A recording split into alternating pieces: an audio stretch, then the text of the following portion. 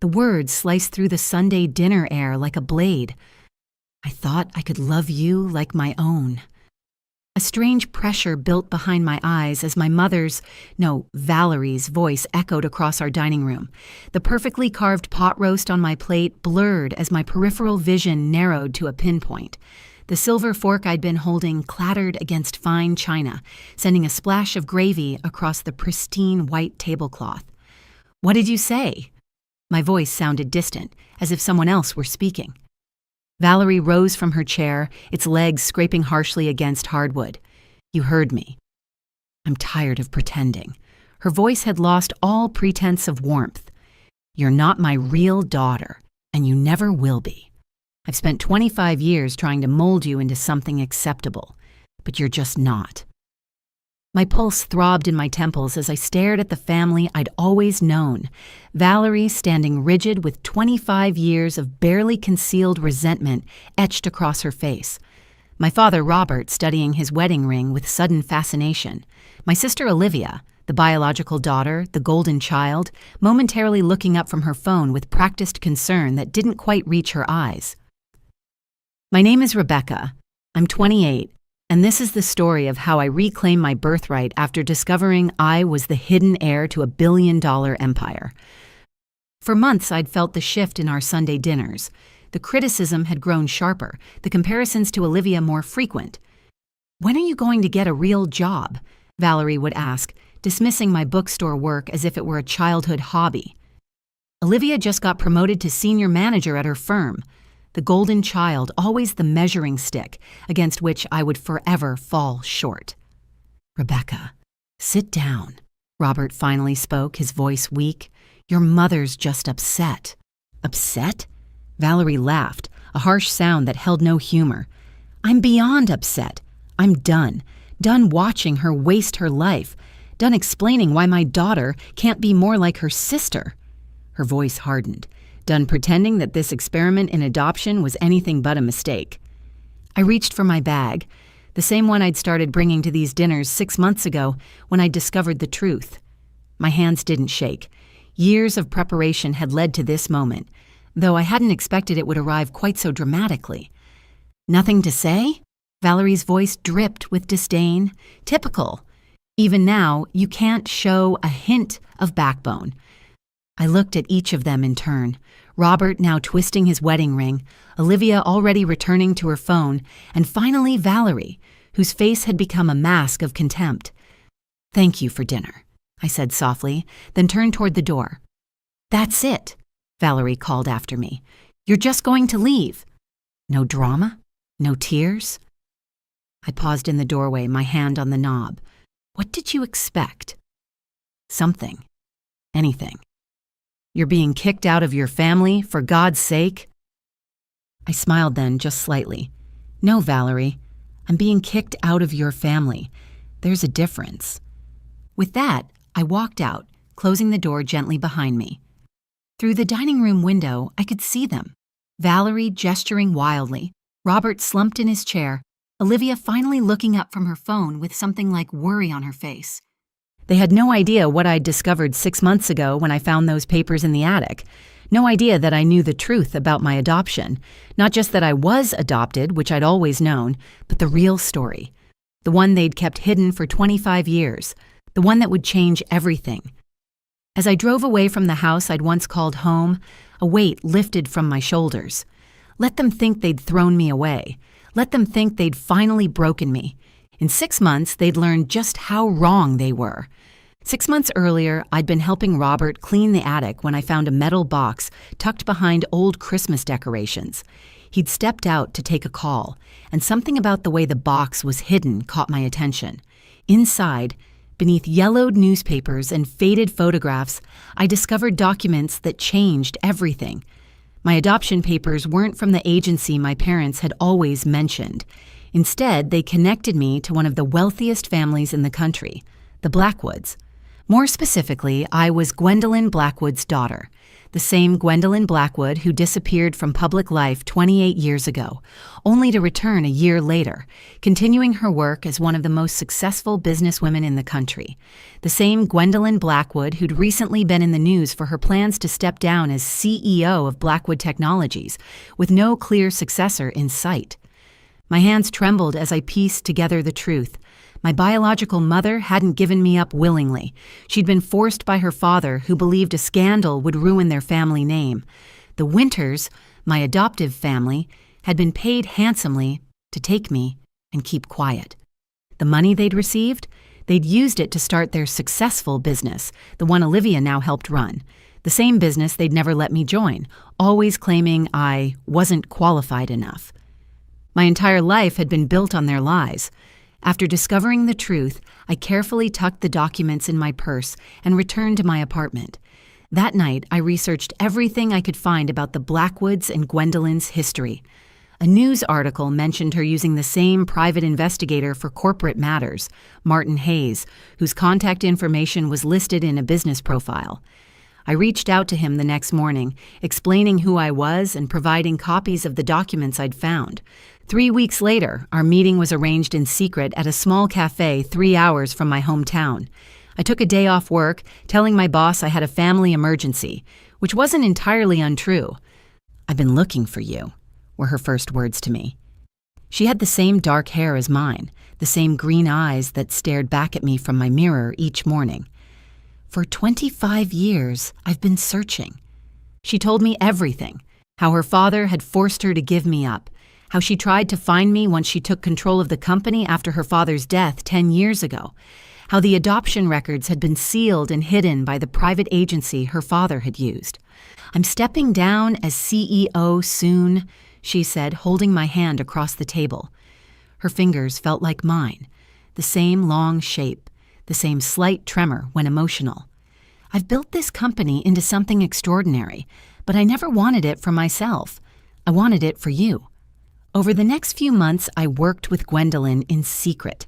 We communicated through a secure messaging app she'd set up on a new phone she gave me, one my adoptive family knew nothing about. She arranged for me to take business courses online, taught me everything about the company, prepared me for what was coming. All while I continued working at my little bookstore, which was actually a successful chain of independent bookstores I'd built myself, using knowledge gained from watching my adoptive parents run their business. I'd secured a small business loan 5 years ago and operated under my middle name, letting them think I was just a simple employee. The irony wasn't lost on me. The night of that final family dinner, after Valerie's cruel words, I drove straight from their suburban home to downtown, where Gwendolyn's penthouse overlooked the city. I'd been there many times over the past months, but tonight felt different. Tonight, I was truly leaving my old life behind. "They finally did it," I said, sitting on her luxurious couch. "They threw me out." Gwendolyn's face hardened, the lines around her mouth deepening. "Are you okay?" I nodded, feeling strangely calm. "I am. For the first time, I really am." She smiled, pulling out a folder filled with documents. "Then I think it's time. The board meeting is next week. Are you ready?" "I've been ready my whole life," I replied. The next morning, my phone exploded with messages from Olivia. "Mom's freaking out," she wrote. "She didn't mean what she said.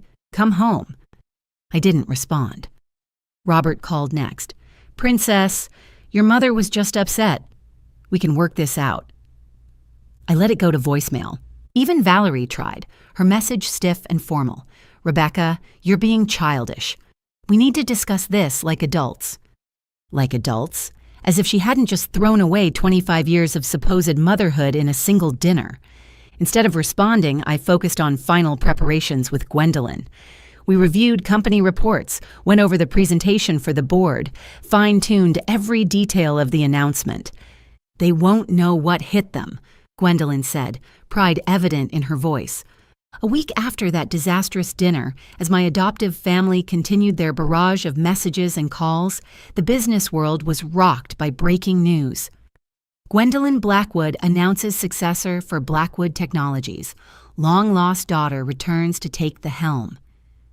My phone rang. This time it was Olivia. "Rebecca," she gasped, you're on the news. You're Gwendolyn Blackwood's daughter. How is this possible?" I smiled, looking out the window of my new office on the top floor of Blackwood Technologies. The city spread out below me, a carpet of possibilities I'd never been allowed to imagine. "You should ask Mom and Dad," I replied calmly. "They can explain exactly how possible it is." The line went silent for a moment. They knew? All this time, they knew? "Ask them about the money they received 25 years ago," I said, my voice steady. "Ask them what they did with it. Ask them why they really never let me join the family business." I hung up, turning back to my desk where Gwendolyn, my real mother, stood with a proud smile. "Ready for the press conference?" she asked. I stood, smoothing down my designer suit. More than ready. It was time to show my adoptive family exactly what their disappointing daughter could do.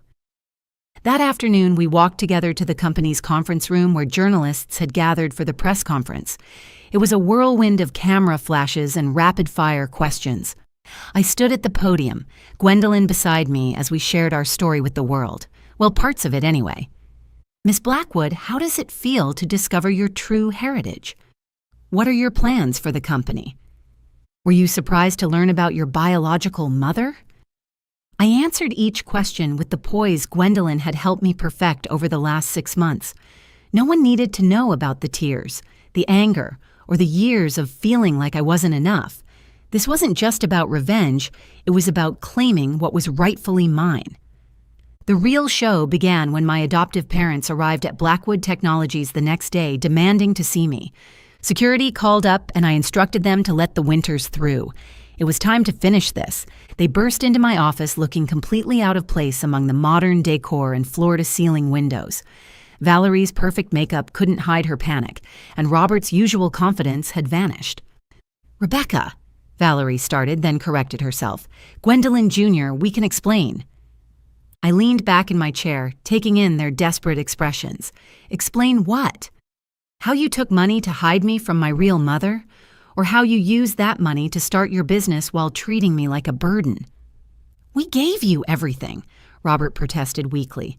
"A home, an education." "The bare minimum," I cut in, while Olivia got the best of everything. Private school, expensive cars, a guaranteed position in the family business. I leaned forward. "Tell me, how much of her privilege was bought with the money you received for taking me?" They exchanged guilty looks, and I knew I'd hit the mark. "Where's Olivia?" I asked, noting my sister's absence. She's not speaking to us," Valerie admitted. "After she learned the truth, I couldn't help but laugh. Your perfect daughter finally saw you for who you really are." "We did what we thought was best," Robert insisted. "We needed that money, and you needed a home." "No." I stood up, placing my hands on the desk. What I needed was the truth. What I needed was parents who didn't make me feel like I was never enough. What I needed was a family who loved me for who I was, not what they could get from hiding me. Valerie stepped forward, reaching out. "We did love you, Rebecca. We still do. Please, we can't lose everything we've built." And there it was. Not "we can't lose you" or "we're sorry for what we did." They were worried about their business, their reputation, their standing in society. "You won't lose everything," I said, pulling out a folder. "I'm not like you." Inside this folder is a contract. Blackwood Technologies is acquiring your company at a very generous price. You'll retain your positions under new management, of course. Olivia, too, if she wants to stay. They stared at the documents in shock. "Why?" Robert asked. "After everything we did?" "Because 25 years ago, you taught me my first business lesson. Everything has a price. Consider this me paying you back for all those years of raising me. We're even now." Gwendolyn chose that moment to enter the office. Valerie physically recoiled at the sight of her. "Mr. and Mrs. Winter," Gwendolyn's voice was ice cold. "I trust you find the terms of the acquisition fair, though it's more than you deserve after what you did." "We'll sue," Valerie threatened weakly. "We'll tell everyone how you abandoned your daughter." "No, you won't," I said calmly, "because that story makes you look far worse than it does us. Sign the contract, Keep your positions, and we'll all move forward professionally. Or don't, and watch everything you built with that blood money crumble." They signed. As they left my office, Valerie turned back one last time. "For what it's worth, I am sorry. Not for what we did, but for what I said at dinner. You were always more capable than we gave you credit for." I nodded but said nothing. Her words meant little now. After they left, Gwendolyn put her arm around me. "Are you okay?" "I am," I replied, surprising myself by how true it felt. They don't have the power to hurt me anymore. 2 weeks later, I received a letter from Olivia. Inside was a photo of us as children playing in the backyard. "I didn't know," she wrote. "I'm sorry for every time I made you feel less than. For what it's worth, you were always the better daughter, the better person. I'd like a chance to know my real sister, if you'll let me." I placed the photo on my desk next to one of Gwendolyn and me at the press conference, the past and present side by side. After considering her words for several days, I called Olivia and invited her to lunch the following week. We had a lot to talk about and perhaps a new kind of sisterhood to build. My phone buzzed with a message from Gwendolyn. "Dinner tonight, just us." I smiled, typing back a quick yes. Our weekly dinners had become a cherished tradition, healing wounds that had festered for decades. We were building the relationship we'd been denied all those years ago, while her father, who had passed away 10 years earlier, would never know that his attempts to hide me had ultimately failed. Sometimes the family you're born into isn't the family you end up with. Sometimes the path to finding yourself means losing everything you thought you were. And sometimes the best revenge isn't revenge at all. It's living well, on your own terms. I had finally found my place, my purpose, and my real family. And that was worth more than any revenge could ever be. Before you go, here's a quick bonus for sticking around. If you love learning and growing like I do, you need to try audiobooks. I've got an exclusive deal with Audible. Your first month is completely free. That's access to over 500,000 titles, zero cost to you. All the details are waiting in the description. Don't miss this one.